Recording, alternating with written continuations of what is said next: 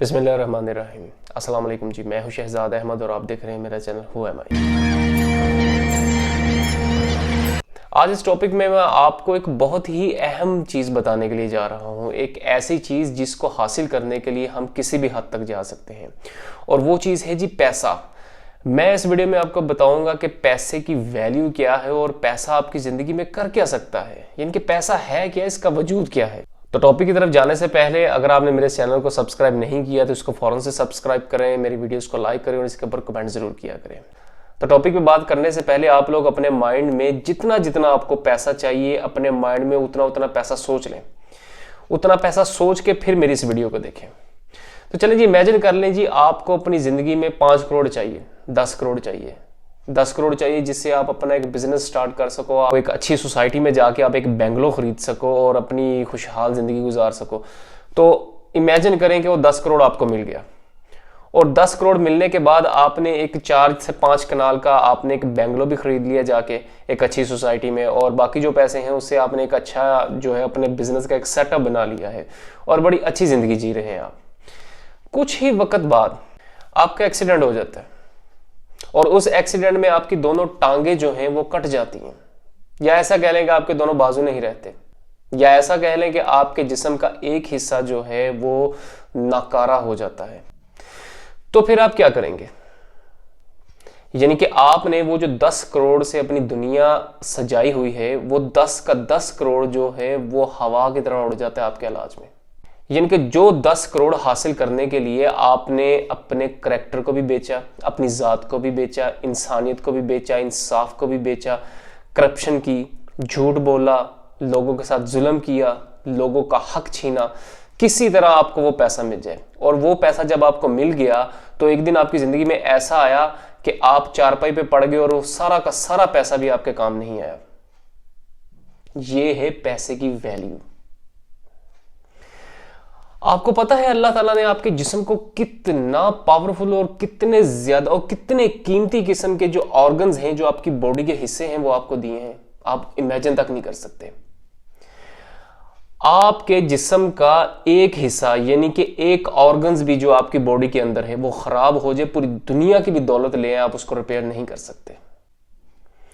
हमें इस बात की क्यों समझ नहीं आती कि अल्लाह ताला ने कितनी बड़ी इन्वेस्टमेंट हमारे ऊपर की हुई है। हम उस इन्वेस्टमेंट की परवाह नहीं करते और हम दुनियावी जो एक छोटी सी चमक की खातिर हम पागल हो जाते हैं, हमारी आंखों के ऊपर पट्टी बन जाती है और उस पैसे के लिए हम भागते हैं। और जब हम अल्लाह की पकड़ में आते हैं तो इतना ज़बरदस्त आते हैं कि वो पैसा भी हमारे काम नहीं आता। यानी कि आप ये समझ लें कि आपके पास करोड़ों रुपए की जायदाद है और आप पैरालाइज्ड हो गए हो, किसी बीमारी ने आपको मजूर कर दिया है और आप चारपाई के ऊपर पड़े हो। वो पैसा क्या करेगा आपके लिए, बताएं मुझे। और वो पैसा आया भी आपके पास कहां से? लोगों का हक छीन के, लोगों के साथ जुल्म करके वो पैसा आपके पास आया। वो क्या करेगा पैसा? जो स्टीव जॉब है ना, जो दुनिया का अमीर तरीन इंसान था, स्टीव जॉब, जब वो बेचारा मर रहा था वो कहता था काश मेरे पास जितना पैसा है इस पैसे से मैं अपनी बीमारी किसी दूसरे इंसान के अंदर डाल के खुद मैं खुशहाल जिंदगी जी लूं। काश अपनी जगह मैं किसी और को बीमार कर दूं, काश मैं किसी और की जिंदगी ले लूं और अपनी जिंदगी उसको दे दूं, मेरी जगह कोई और मर जाए। इतना पैसा था उसके पास, लेकिन उसके किसी भी काम का नहीं था। अब सोच के तो देखिए क्या ऐसी रीजन है कि जिन्होंने आधी दुनिया के ऊपर हुक्मरानी की, जो हमारे खुलफा राशिदून हैं, जो फर्स्ट 4 कैलिफ हैं, उन्होंने लाविश जिंदगी क्यों नहीं गुजारी? वो क्यों नहीं पैसे की तरफ भागे? उनके लिए क्या चीज मुश्किल थी? क्योंकि वो बड़ी अच्छी तरह जान चुके थे कि दुनिया में आने का मकसद और दुनिया का कानून सिर्फ और सिर्फ अल्लाह के इंस्ट्रक्शन को फॉलो करना है, बस अपनी जात को नहीं, अपनी ख्वाहिशात को नहीं। यही वजह है कि उनकी जिंदगी में ना तो डिप्रेशन था, ना एंजाइटी थी, क्योंकि वो दुनियावी लज्जत से वो बिल्कुल दूर थे। हमें इस दुनियावी जिंदगी ने, इसकी चाहत ने इतना जबरदस्त किस्म का डस लिया है कि हमें कोई और चीज नजर ही नहीं आती। एक मरतबा हजरत आयशा सदीका रजी अल्लाह ताला अन्हा, उनके दरवाजे पे किसी ने दस्तक दी तो उनकी मुलाजमा ने जाकर देखा और उन्हें आके बताया कि खाना मांगने के लिए कोई फकीर बाहर खड़ा हुआ है। तो हजरत आयशा सदीका रजी अल्लाह ताला अन्हा ने कहा कि ये जो खाना पड़ा हुआ है ये उठा के दे दो। तो उनकी मुलाजमा ने कहा ये खाना तो आपके रोजे के लिए है, इसके अलावा तो घर में कुछ भी नहीं है। लेकिन उन्होंने कहा फिर भी तुम उसको दे दो क्योंकि अल्लाह मुझे इससे बेहतर देगा।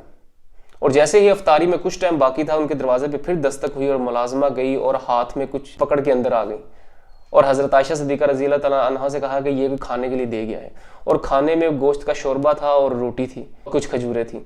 तो हज़रत आयशा सिद्दीक़ा रज़ी अल्लाह तआला अन्हा ने कहा, देखा मैंने तुमसे कहा नहीं था कि अल्लाह हमें इससे बेहतर देगा। तो अल्लाह ने देखो हमने क्या दिया और अल्लाह ने हमें क्या दिया।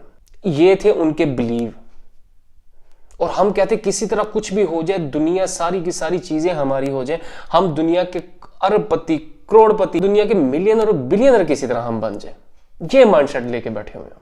और वही मिलियंस और बिलियंस हमारी जिंदगी में किसी भी काम नहीं आते। करोड़ों की जायदादें हम बना देते हैं, लेकिन जब हम अल्लाह की पकड़ में आते हैं हमारे काम कोई भी चीज नहीं आती। आपको क्या लगता है कि आप अल्लाह के कानून की धज्जियां उड़ाओगे, आप एक जालिम इंसान बन के दुनिया में रहोगे, लोगों का हक छीनोगे, लोगों के ऊपर जुल्म करोगे, नाइंसाफी करोगे, करप्शन करोगे, आपको क्या लगता है आप उसकी पकड़ में नहीं आओगे? जब आप उसकी पकड़ में आओगे ना, तो दुनिया की कोई भी चीज आपको नहीं बचा पाएगी, ना आपका पैसा, ना आपकी ऐशो इशरत, और ये जो सुकून और लेविश किस्म की आप जिंदगी जी रहे हैं, कोई भी आपके काम नहीं आएगी। तो अपनी डायरेक्शन को समझें कि हम इस दुनिया में किस लिए हैं, पर्पस ऑफ क्रिएशन को समझें कि हम पैदा क्यों किए गए हैं। ये जो वेस्टर्नाइजेशन है जिसने हमारी आंखों के ऊपर पट्टी बांध दी है, हमें पागल कर दिया है एक मटीरियलिस्टिक जिंदगी के पीछे भागने के लिए। मटीरियलिस्टिक चीजें बुरी नहीं है, ये हमारी जिंदगी के लिए है, हमारी जिंदगी का मकसद कभी भी नहीं बन सकती। इसको जरा समझने की कोशिश करें। एक वेस्टर्नाइजेशन हमारे ऊपर छाई हुई है, इसलिए छाई हुई है क्योंकि हमें कहीं और से लर्निंग्स नहीं आती, इसलिए हमें उनकी तरफ देखना पड़ता है। और जब हम उनकी तरफ देखते हैं तो हम सिर्फ अपनी जात की तरफ देखते हैं। तो हम इन चीजों के लिए बिल्कुल भी नहीं बने। हमारी जो फाउंडेशन है वो बड़ी डिफरेंट किस्म की है।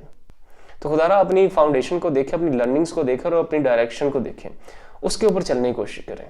तो ये था जी मेरा आज का लेक्चर। मैं उम्मीद करता हूँ आपको पसंद आया होगा। मुझे अपने कमेंट्स के थ्रू जरूर बताया कीजिए कि आपको मेरा ये लेक्चर, ये जो मैं टॉपिक लेके आता हूँ, ये आपको कैसा लगता है। अपनी राय मुझे जरूर दें। मुझे आज के लिए इजाजत दीजिए। अल्लाह हाफ़िज़।